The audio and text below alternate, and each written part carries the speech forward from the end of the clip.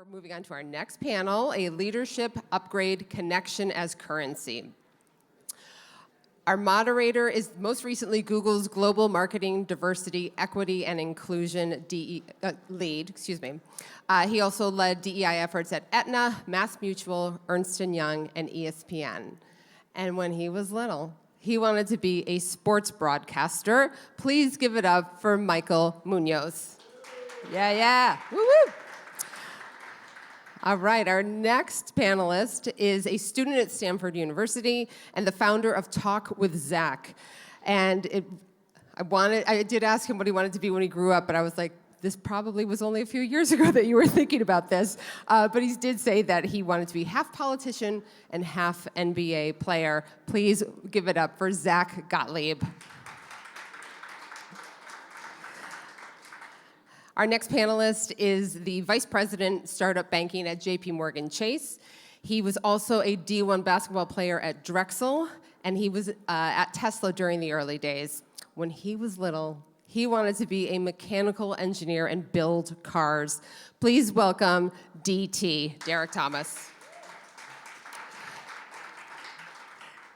Of course. And finally, he's an advisor and author at the book is Applied Empathy. He's been an advisor to organizations like the ACLU, Goldman Sachs, Google, Nike, the UN, and the Obama administration. And when he was a kid, he wanted to be an idea man. Give it up for Michael Ventura. Thank you. Thanks so much. Good to be up here with you guys. Same here. Same here. I'm excited about this conversation, and it's truly going to be a conversation because it's really about connection, and we're going to talk about what it means, and I'm a big believer in cultivating community, and I'm a big believer in empathy, and we're going to talk a little bit about what that looks like across generations. And so I want to really dive in pretty quickly, but I also want to give you an opportunity to beyond your titles and all the incredible accomplishments, what are you bringing into the room, right, today, and then when you get started. So, Michael, I'm going to start with you because I had a chance to take a look into your book, and we heard earlier somebody talking about the inability to build empathy, he can teach empathy, and I think you have a little bit of a different philosophy. So, if you can explore that a little bit, and also maybe introduce the 3 types of empathy you talk about in your book? Sure, yeah, happy to. The last panel was fantastic, and that was the only thing I took a little issue with. So I will talk about how we do teach empathy, and there is a way to do it. And it is a muscle you can train, and you can get better at it. So I have, for the last 25 years, worked in organizations in moments of transformation and change, helping them figure out who they are, what they want to be, how they let go of the old stuff and step into new. And along the way of doing that, found empathy to be a really meaningful tool for this work. And to Michael's question, there's sort of 3 psychological types of empathy. The first is effective empathy, with an A. And effective empathy is essentially golden rule behavior, right? Do unto others as you would have them do unto you. And that's what most of us think about when we think about empathy. The problem is, Michael standing in Jana's shoes is not the same as her standing in her shoes, because our lived experiences are different, our fears are different, our belief systems might be different. And so sometimes I'll get that right, but sometimes I might not, because I'm putting my perspective into their lived experience. And so that's guesswork. And effective empathy doesn't always turn out to be effective. It doesn't always get it right. Somatic empathy is the physical experience of someone else, right? The way that someone else's lived experience can be perspective, you could take perspective on that. So you see this a lot of time in industrial design, as an example. So if you're designing a vehicle, you might want to design it to accommodate as many types of drivers as possible, people with different body types, different abilities. And so you perspective take on that, and you figure out which ways to tilt the steering wheel and things like that. It also speaks to how people take on the pain, physically the pain of other people sometimes. Nurses often suffer from what's called empathy burnout for this reason. Third type of empathy is cognitive empathy, and this is actually the one that I spend most of my time working on. And this is, how do we, instead of take a golden rule philosophy, how do we take a platinum rule philosophy to this? And the way I describe that is, do unto others as they would have you do unto them. And the 2 things you have to do differently in order to do that, and they are sort of directly at odds with a lot of the way young men are raised, is the first thing you have to do is admit you don't have the answer. And that's really hard for a lot of people because they want to be the smartest person in the room. But actually, if you say, I don't know, and then you go do the other thing, which is really hard. You walk across the room, you say, hey, I don't know, I'd like to know. You ask a question, someone gives you an answer. You have to change your intended behavior based on new information. And man, do people hate doing that. But if you do that, then you meet them where they are, and that's when real, deeper cognitive empathy can occur. Thank you. So I want to bring that into the conversation about connection, right? And how we use that empathy to build those connections. And I really am interested in like the Gen Z perspective and all the work you've done with Talk with Zach. So we know that Gen Z are like skeptical of institutions and like they are looking for a different type of leadership. So when they go into organizations or they go to schools and they see this command and control type of leadership, you know, what is their reaction? What are we doing to them? What are they going to give us back? Right now, more than ever, I think that young people are kind of questioning these institutions that have been around forever and haven't really been questioned before. And I think at the same time, you also see a lot of people kind of hearkening back and looking to figures like Patrick Bateman from American Psycho and kind of idolizing these ultra masculine, even toxically masculine figures. So I think it's this kind of duality of like on the one hand you have people really pushing back and then on the other you have people really embracing it to extreme extents, which I think is really, really interesting. But I think a lot of this stems from the fact that a lot of young men are starting to finally pick up on what toxic masculinity looks like. I mean, I'm starting to see a lot of professional athletes, and I mean, we kind of saw this already on our second panel today, but people in the most traditionally masculine spaces are waking up to the fact that these spaces need a lot of reform, which is really great. And I think that a lot of that goes with the rising Gen Z culture of kind of questioning a lot of institutions, but also the fact that a lot of young men are really taking some time to reflect and seeing more and more figures like these athletes, like founders, like people in these industries. I mean, you know, we have finance right here, and I'm excited to hear your perspective on this, but they're starting to kind of wake up to the fact that, you know, there's more out there and that there are more ways to be masculine. But then at the same time, again, we see this counterculture pushback of hearkening back. So it's really interesting, I think, those two that are happening right now, and especially with young men. Like I've kind of seen like Gen Z, like version 1, and Gen Z, like, you know, the younger version of Gen Z. I think the younger version of Gen Z is a lot more conservative, especially with men. So it's kind of interesting to see. I think it's really interesting, right? And we're at this inflection point where, you know, we have somebody from one of those older institutions, right? And so when you're showing up with multiple generations at play, like how are you thinking about building those connections and building meaningful community in those sessions? Great question. There's a formula that I leverage. That first task is to make sure that you be a part of the solution. At the end of the day, when you're, you know, one of the top institutions in the world, the biggest challenge that they're facing right now is not necessarily whether or not they can dominate a particular like sector or focus. It's more so about can we innovate. And innovation comes from challenging status quos, which means that you have different generations in a room. There are folks that have lived experiences, and they have a particular empathy that they have to lead by in order to allow for the younger generation to come in and provide fresh perspective. When I sit with my lived experience being from founders, investors, early stage startups, and then eventually coming into the private equity / startup banking world, I come in there very authentic and very with the approach that, hey, you know, diversity of thought is going to be what drives us forward. And our lived experiences, especially around a aligned incentive to solve a particular problem that we all are unified but not uniform around, will be a key moment to like create a distinction and or provide us with the resources to kind of like push the narrative forward. So I think the key thing comes down to circle up is diversity and making sure that you're unified but not uniform, and providing that authentic voice, that lived experience that you come with. Yeah, I mean, I love that. But I want to also explore the authenticity piece, because oftentimes in a corporate setting that can require vulnerability, that often can be translated as weakness. So how do you manage those things across generations, across organizations? Great question. To start, you're there. I'm at JPMorgan, and I belong, period. Right? I did what I needed to do to get there. I have the receipts, I have the pedigree. So the first thing, every room you step in, you understand that you belong there. So that comes with the self-confidence and the the work that you do from an integrity perspective.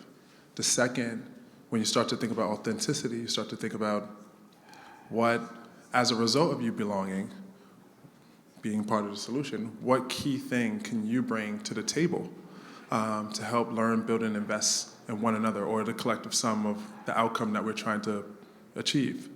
So that becomes, when you start to feel that context, it's less about, it's less about hierarchy and more about execution.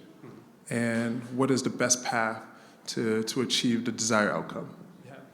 So Michael, talk about like how empathy comes into play in that, and building those and being authentic, because my authentic self can sometimes in a corporate setting not be met with the most, because I am passionate, I'm Latino, I'm super passionate, and that authenticity can look like something that we've been taught maybe shouldn't be in corporations.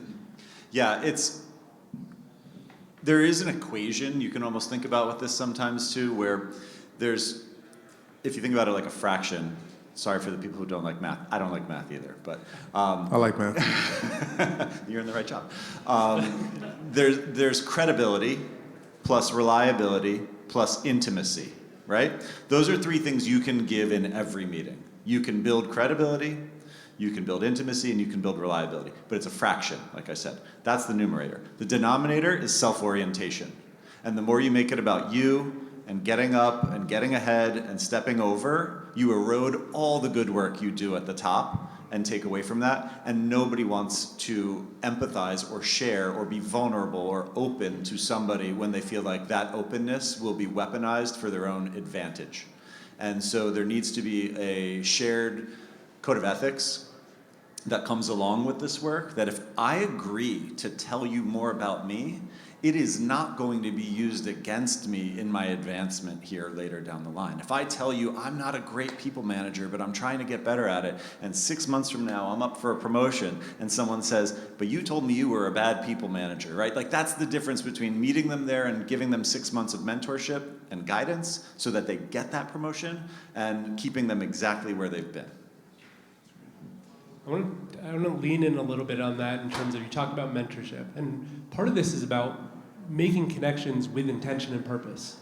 Sometimes that's mentorship, sometimes it's with peers and creating groups. So talk to me a little bit about like what you're hearing in your conversations about building meaningful connections for folks in Gen Z. Well, I think a lot of it is we really, really want connection, and I think it's harder than ever to connect in many ways, but also easier than ever. I mean, look, we have social media, we're so digitally tapped in to the point where it's easy to be friends with people from all over, and I think that I have great relationships with people, really in so many cities, which is awesome. But at the same time, I think it's kind of a crutch where if you could text your friend who's in the same city as you, why make the effort to hang out sometimes? And I think that, and the fact that we're kind of losing these things called third spaces, which are places where people naturally hang out, like coffee shop, grabbing drinks, whatever it may be. And we're kind of losing these spaces. People are kind of ordering out more, and they're not really staying in spaces and really being present. So I think that limits a lot of the spontaneous connection that I think is so crucial, and that a lot of people in my generation are missing out on. But I would also say that being digitally connected, if used correctly, is incredible. I mean, a lot of people love to bash on social media, but I do think it's great because you could connect with people from anywhere. If you have an unpopular opinion or a piece of your identity that you can't really relate to anyone around you, you could still find that elsewhere, which I think is really amazing. So that's a big thing. And then the last layer on this is like right now, and especially where I am, like a place like Stanford, I mean, it's so competitive. Everyone is trying to do something huge. And I think a lot of these relationships, to some degree, are a lot of people kind of worried about them being transactional. So I think the more people can really be intentional and be present and start building relationships for relationships' sake, the better. And I think that those are the most meaningful relationships. So I think like those three layers of it, like you have the digital space, and and then you also have this professional aspect, and then you're kind of losing these very natural spaces where people used to socialize, are like the main issues affecting how we're building connection. I love that. So many things in there. I want to come back to transactional in a second, but DT, you talk about building connections for a different purpose, right? And you have built a career really about building meaningful connections for business sake, right? Can you talk a little bit about that, maybe the methodology you apply? Sure, no problem. To start, let me give a little bit of like bullet pointing at the background and how we got there. Former athlete, played at Drexel University in Philly. Once I was done there, I played in Turkey for a season and came back for the Brooklyn Nets G League, where I played just half the season.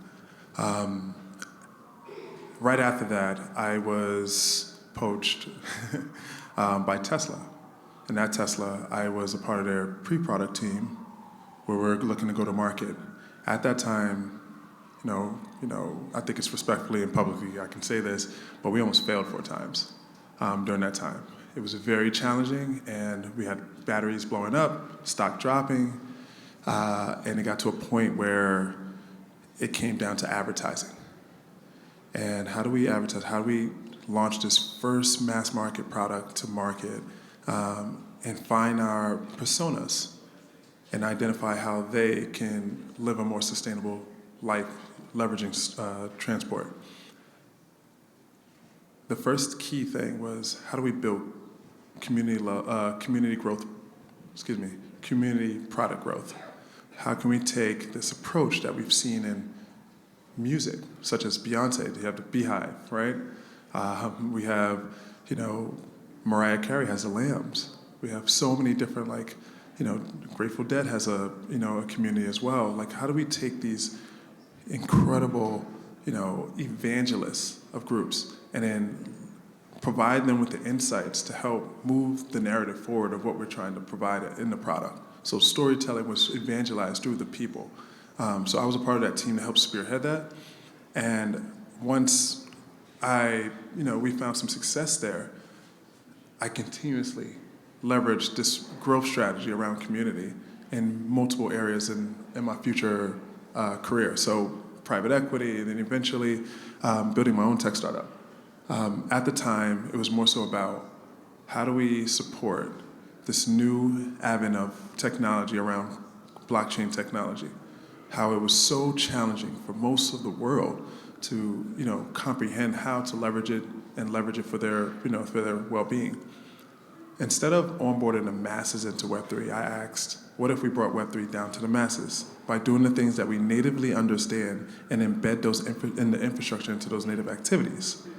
And that's how, as he mentioned, shared spaces came about. And we started to build technology, leveraging crypto and blockchain for members clubs, restaurants, loyalty programs, etc. And what I learned in that process is, especially through community, that if you look at community as the product itself, you might fail.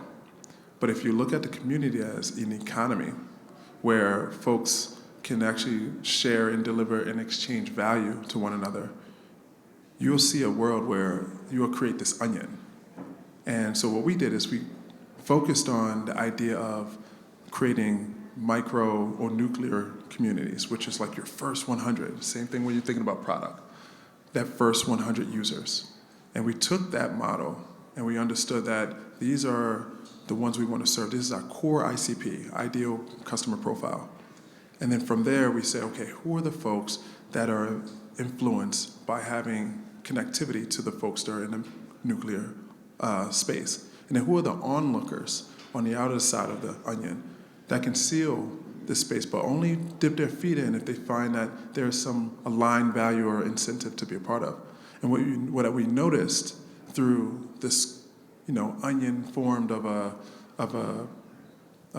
product is that, of a community, is that when you align incentives and you find a shared identity that everyone can, participate in, you can create a space where people can learn, build, and invest in one another. And now the nodes are not necessarily one-to-many or one-to-one, but it's many-to-many. And when you have that, you start to create an ecosystem. And that level of exchange is what became the opportunity for us to continue to build and deliver value. And that's why I mentioned the economy as opposed to a community. Yeah, I love that as an example because it's an opportunity to think about how are we building these connections for business, for growth. Michael, you talk a little bit about using and building connections basically to de-risk parts of the business. So a leader building a meaningful connection with their team, members on their team, is actually a de-risking mechanism. Yeah, and this builds on the prior panel a little bit too, where they were talking about kind of coding the personal development and professional growth as a way to get men to lean into this kind of work. And so, yeah, what is a high-performing team if it doesn't have empathy, right? I'm sure many of you, I know some of the panelists, have played at a high level in sports. And when you play a sport with a team, you can't make a no-look pass with a teammate you've never played with before. You don't have that sixth sense. You don't know where they are. You don't have that intuition, right? The same is true in organizations. And the higher the emotional intelligence and the willingness to understand each other's capabilities and skill sets, and also deficiencies, the more you're able to play into those and to augment when someone needs you to step in and do something supportive. The second thing I'll say on this is that works internally. It also works externally. What is product market fit if it's not customer empathy, right? And so when we put when we say we need to be a more empathic organization, everyone's eyes roll sometimes because they think this is just about being nice, and also it's not about being nice always. But when you can actually go into an organization and understand how consumers think and what their unmet needs are, and then go and meet them there, your business becomes more competitive. You are de-risking. The same is true when you're building high-performing teams, where you retain top talent, you recruit better talent more regularly, and you build a culture that delivers against goals and objectives consistently. I mean, so many things I want to pull apart in there, and you talk about in the book that I love. But I want to actually pivot a little bit to talk about. You go back to the transactional relationships. I'm really interested in kind of how Gen Z is seeing the way that brands and other people and individuals are trying to build connections. There's social media, you mentioned that earlier. What does it mean for them, and how are they approaching what feels like so many transactional relationships and connections that brands are trying to build? One aspect of this with brands that I find really interesting is how brands are targeting young people in particular. So I know recently there's been a lot of talk among Gen Z that they're really upset with how brands will comment on TikToks and try to be really trendy. And they don't want these brands to be trendy. They don't want them to be relatable because they kind of feel like it's transactional, like they're only being relatable so Gen Z will like them and then buy their products. So I think that's kind of interesting. I don't really know, I could kind of see both sides of that. But that was interesting how they're almost skeptical of if brands really want to connect. But right now, what brands are doing in most cases is, last summer I was working with a consumer startup that connected large brands to college organizations. These brands are spending millions of dollars to send free products to collegiate organizations. So the collegiate organizations will host events with their product and have this soft marketing. And their marketing is based around connection. They'll have a Greek organization, have a fraternity throw a party. And they'll promote the energy drink or the, whatever it is they're trying to promote. And it's through connection that they're trying to reach young people. And they're spending millions on this, so it's really interesting. I mean, that's what they're trying to do. They're realizing that a TikTok ad or a Meta ad isn't really as effective anymore as planning these events that are in person and that are run by college students or by young people and that are for young people. So I think that's a big thing with brands too, which is like they really want to go on the grassroots level and have this very natural and soft product placement that is based around connection. So much in that as well. Wow, I just want to peel that apart in so many different ways. Like, I love it, and it's reflective of like what brands are not doing and who's in the room making some of those decisions. Would you say that Gen Z, essentially, because of what you just mentioned, it made me think, Gen Z buys with their values, not necessarily what's trending. Okay.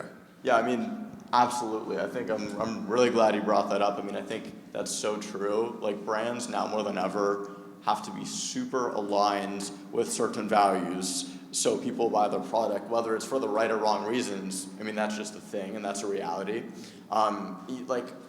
People are just really concerned with where products are being made, what the brand's values are, you know, which is really interesting, I think, because people are kind of like picking apart, like, oh, who at this brand is thinking what about the world? And if a brand is invested in the wrong organization or company or whatever, you know, like, people get really mad, and it's true. So I think that's a big thing. And also a lot of companies will kind of like be based around social movement, which is interesting. Like, I'm chairing the Next Gen advisory board of an apparel brand that was founded like based in mental health. And I think like organizations like that and companies that really have a mission in mind are doing so well because they're able to connect authentically with people as well. So I mean, I think connection and supporting things is really at the core of what a lot of brands are trying to do right now. Yeah, and you talk about authenticity, and it's so important. I want to transition to that. DT, you talk a lot about building these communities and showing up for these communities, even when you're not the expert in the room. And you see your role as kind of getting rid of the speed bumps in these communities. Can you talk a little bit about that and how it shows up in terms of impacting the authenticity of those relationships? Yes. Let's start with the speed bumps, right? So essentially the work that I do today is I identify, bank, and help companies scale. And I support companies that are high growth, venture-backed or venture-backable startups in sectors of technology, commerce, healthcare, as well as internet. And essentially they come to us not just about the operating stack or the banking stack that they have, but also for the connectivity and lived experience. So what I mean by that second half of it, and that's where the authenticity comes in, is, a founder may come in early stage pre-Series A companies. They usually have some of the same problems, some of the challenges that they're facing or unlocks they're trying to create. And it's one of capital, it's one of talent, and it's one of customers. And empathy can be driven in all three of those, right? Your pitch is also going to be different. So in those early days, the context for me is to identify, from a authenticity perspective, what's the founder journey? How's that story resonating with, with the markets as well as the ecosystem that we're moving into? I'm also thinking about what differentiated value are they can have that's a little bit, that creates that moat that may separate them from their competitive landscape. And when we're thinking about authenticity, the key thing there is story plus, timing plus strategy to help them drive. And I'm just using the strategy that Mike put together, but which is the most important thing, is taste. And taste becomes that lived experience that no one can, separate themselves from. So, and I'm gonna push it to you because I know you have some context on this, but if you can help lean in to talk about how empathy, because you mentioned product market fit, supports those growth initiatives and those key milestones. And back to you, I will make sure that my whole goal is to ensure that the operating stack lowers those speed bumps to help them accelerate as fast as they possibly can and take off. Think of it like a plane. My goal is to help them accelerate and get at least 10,000 feet in the air. And when they're there, if you all have flown in the last, several years, the seatbelt sign turns off. And that is the moment when the plane has stabilized. And my goal is to get them to that point where that plane is stabilizing so people can get up and roam around the plane freely. So that's kind of the context of the work that I do, but how we get there, I'm sure Mike is going to mention. No, I love everything you just said. One of the things that happens as you sort of move up the ranks in an organization is you go from being expected to have the answers, because you've been brought in to have the answers, to the expectation where you have to unlearn having answers and empower others to have those answers. And the best leaders are the ones who are the most curious, in my opinion. They're the ones who are going to ask the question and empower the people in the room to feel like they have the opportunity to deliver answers. And I'll borrow from Alan Watts, who says, the most interesting person in the room is the most interested person in the room. And if we can all, as leaders, learn how to be like that, we do create more product market fit, because we don't sit in a room inside four walls and say, we think this customer wants. We go out and we talk with them and we ask them questions. We actually meet them. And I'm not a big proponent of personas, because also, did a persona ever do anything for you? No, right? Go actually meet the people, hear their stories, understand what goes on in their life. Ethnography is one of the most cumbersome but valuable things an organization can do, to go out and actually learn how people think, operate, what motivates them, what scares them. And you don't have to meet 1,000. You can meet 30, and it will be meaningful. And so I think when you get out of this pattern of just looking at the X and Y axis of all the data and saying, because of this, we're going to make this choice. And don't get me wrong, that's valuable too. I've worked with investment banks over the years. I've worked with hedge funds over the years. That data plays a role. I've worked with Bridgewater, where every single meeting you're scored and you score them, and that's a whole other thing we can talk about later. But fascinating culture. But that's also not the only thing they care about, right? There's the emotional intelligence that plays a role in these decision-making moments as well. Awesome. Thank you for that. Thank all three of you. And speaking of curious, we do have an opportunity for a couple questions, if there's any. Yeah.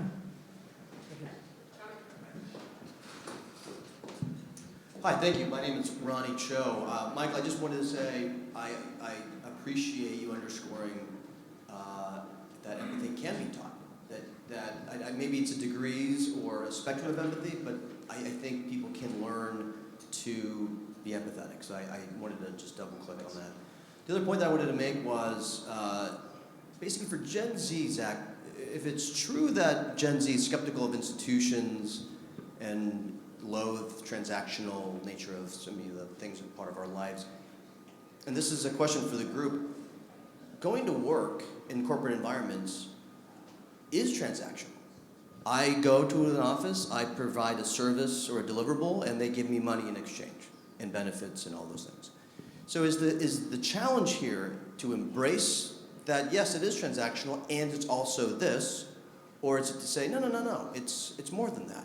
It's not that. I mean, where is there a tension point? Because in my view, as not a Gen Z, I am a geriatric millennial, and I share the skepticism about some of these institutions. But Michael, as you said, sometimes it's hard to show up as your full self in these corporate environments. It's hard to show empathy in ways where, well, you might be perceived as weak or unstable because you're not doing well mentally. So is it the challenge of like undoing these constructs when they're inherent? Or is it to add extra value or yes and? No, I think that's an interesting question. Let's say, first of all, my first thought is you could argue pretty much anything is transactional. Like if I'm meeting a friend for dinner, like the transaction is we both enjoy each other's company. So you could really extend it to everything. And I think, look, like yes, when you go to work, when you go to an office, to some degree, yes, it's transactional. I mean, in many, like, you're working on transactions literally, like, so in many cases, you're literally working on transactions. But I think, Gen Z is more skeptical of that traditional part. And that's why you see a lot of people doing more entrepreneurial, more, off the beaten path things. I also think it's more about relationships than like the literal work itself. Like, it's more about are you being friendly to me because you like my job and because you want a referral, or are you being friendly to me because you actually have an interest in my life? So I think it's more to do with that and less about like the literal work. But I do see that a lot of young people are kind of going off and doing their own things. I mean, but I also would kind of like push back and say, like, look, if you're going into an office and you're doing work for someone, I mean, it's not like relationally transactional. Again, like, if you're doing something you're passionate about, you're getting something out of it. And it's not necessarily bad for something to be transactional if you're happy with the transaction. So I'd also add that, like, transactions are not inherently bad. But I would say the skepticism is much more on the relational side. If I could just add on that too, I like the way you framed that. The Great Resignation that took place after the pandemic is an example where there was an imbalance in the contract between the seller and the buyer. And so what happened in that situation was that employees looked at their employers and said, I don't want this transaction anymore. I'm not committed to giving you this because you aren't holding up your side of the bargain, whether that's through the values you espouse or your support of certain issues that I care about. And generally, generationally over time, we've seen, there was a McKinsey study that came out about 2 years after the pandemic that showed the younger generations in the workforce look to see their personal values mirrored in their employer and see their employer as a way to show to the outside world where their values sit, more so than any prior generation. So the more we work in places where we see our values reflected back to us, we stay and we become deeper, more loyal team members. And when we don't, we vote with our feet, which is what the Great Resignation did. Yeah. I don't think I need to add to that. Well, thank you all very much for this conversation. Really was looking forward to it.